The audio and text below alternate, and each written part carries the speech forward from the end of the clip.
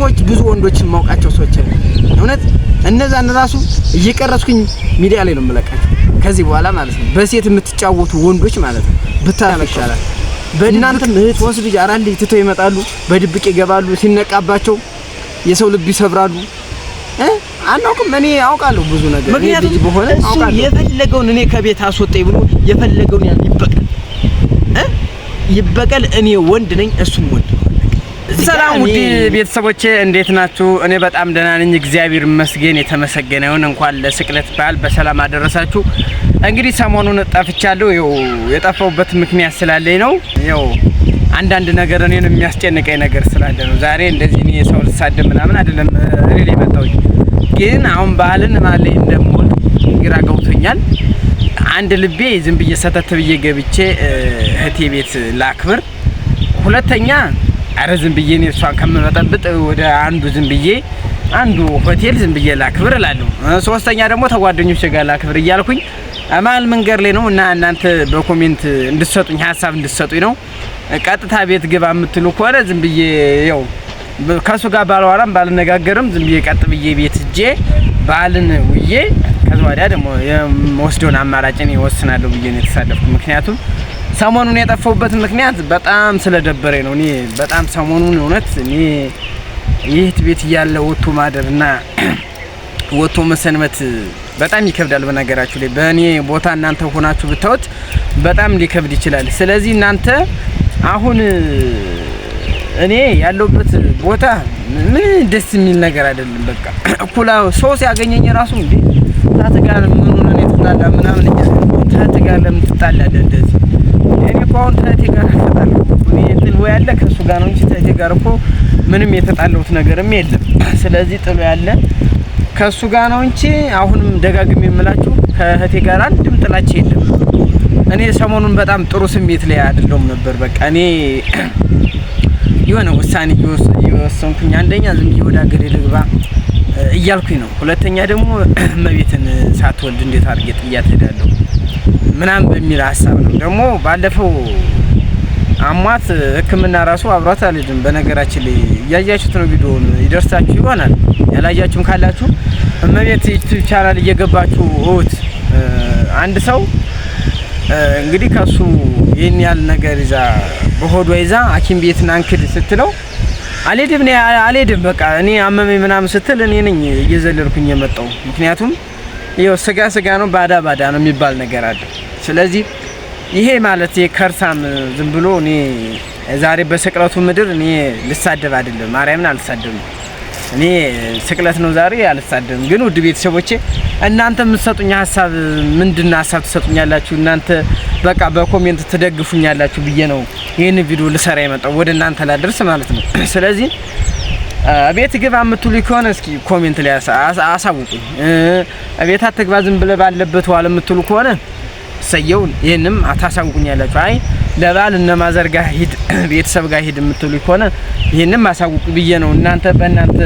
ሐሳብ በእናንተ ኮሜንት እርዳታ እንድትረዱኝ ነው ምክንያቱም በኮሜንት ከረዳችሁኝ እኔ የራሴን ውሳኔ ወስናለሁ ማለት ነው ወይ ዝም ብዬ ዘልዬ ገብቼ እሱን አስወጥቼ ነው ማል ይችላል ግን ያው እኔ ሰው ነኝ ያው ደግሞ እሷን ቀር ሊላት ይችላል በሚለው አንፃር ነው እንጂ እኔ እሱ ቤት እንደልቡ እየተፈናደሸ እኔ ዳሪ ለዳሪ መዞር ማለት በጣም ይከብዳል ወገን እውነት አንዳንድ ሰዎች ደግሞ ረፉ በፈጠራችሁ በሰው ሞራል አትጡ ረፉ በቃ እኔ ደጋግሜ የምናገራችሁ አንዳንድ ሰዎች ረፉ በቃ ቪዲዮን አትዩት እንደውም በቃ እኔ ቪዲዮ ነው ልኝ እኮ አላልኩም በቃ እኔ የሚከተለኝ እኔን የሚወደኝ እኔን የሚያከብረኝ ራሱን የቻለው ኦዲየንስ አለ በቃ እኔ አንዳንድ ሰው እየገባችሁ ለስድብ የምትሮጡ ሰዎች አላችሁ በትዳር ማለት ምቀኛ የወንድ ምቀኛ የምትሉ ሰዎች አሁን እስኪ በእናታችሁ እንደው እኔን ክፉኛ ሌላ ወሬ እንደወራት እንትና ትሆኑ ረፉ በቃ አስፈላጊ አይደለም ይሄ ነገር እምላችሁ አሁን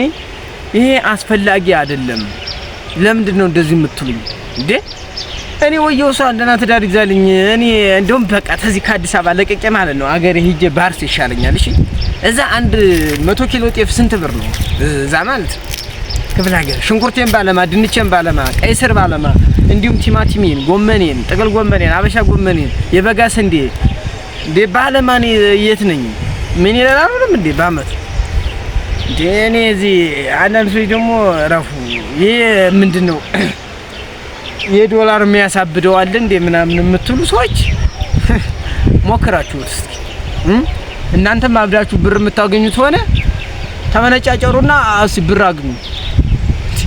ብር ዝም ብሎ ይመጣል እንዴ? የሰራ ሰው ብር ያገኛል፣ ያልሰራ ሰው ደግሞ አያገኝም። ኛው ቢል ማለት ነው። ከየት ያገኛል?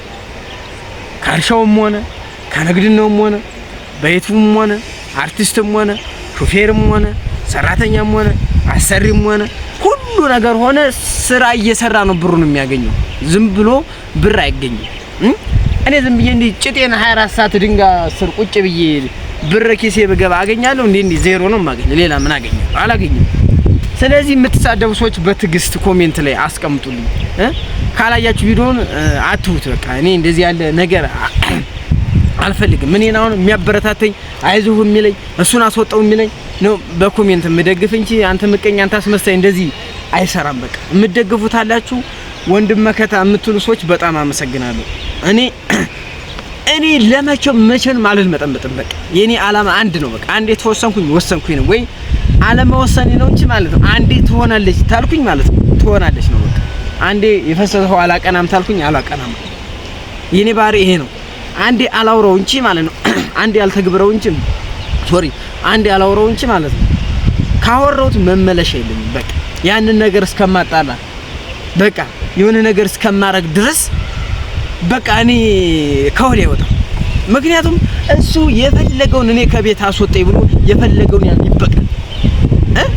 ይበቀል። እኔ ወንድ ነኝ፣ እሱም ወንድ ነው። እዚህ ጋር እኔ እሱ ተበቀለኝ ሊበቀለኝ ነው እንደዚህ ይበቀለኛል ብዬ የምፈራ ሰው አይደለሁም። ምክንያቱም ልቤ በፍርሃት አይደለም የተሞላ በድፍረት ነው እንጂ አንድ ሰው ከሆነ ይሆናል ካልሆነ አይሆንም በቃ።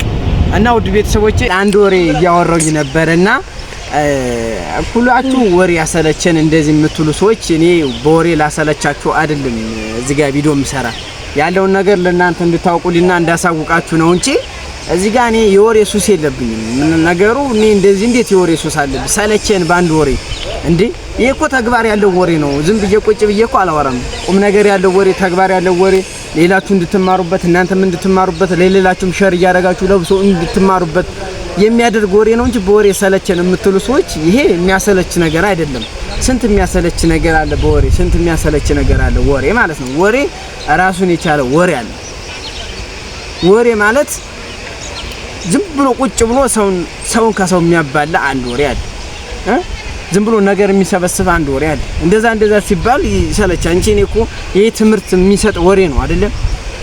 ስንቶች ነው በቃ ስንቶች እህቶቻችን በዚህ ምክንያት ስንቶች የቀወሱ።